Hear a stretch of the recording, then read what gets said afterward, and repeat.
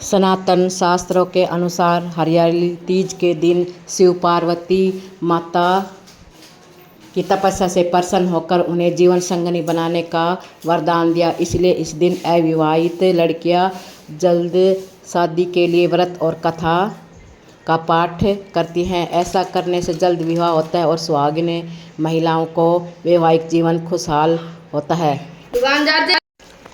पंचांग के अनुसार हरियाली तीज का पर्व 7 अगस्त को मनाया जाएगा। यह त्यौहार हर साल सावन के महीने के शुक्ल पक्ष की तृतीया तिथि को मनाया जाता है।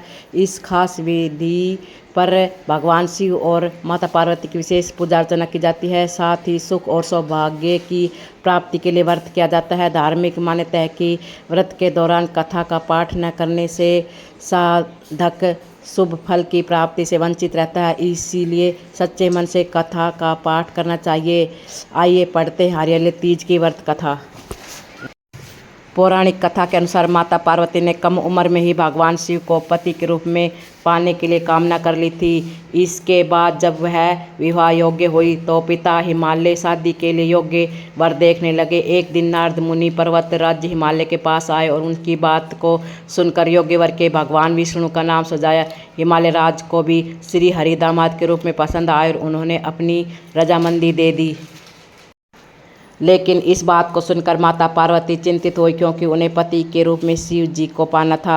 इसी वजह से माता पार्वती तपस्या करने के लिए जंगल में चली गई। वहां पर उन्होंने अपनी तपस्या के द्वारा महादेव को प्रसन्न किया। भगवान शिव ने उनकी इच्छा पूर्ण होने का आशीर्वाद दिया। जब पर्वतराज हिमालय को बेटी पार्वती के मन की बात चली तो उन्होंने भगवान शिव को पार्वती की शादी के लिए तैयार हो गए, जिसके परिणाम स्वरूप माता पार्वती भगवान शिव की शादी संपन्न हुई।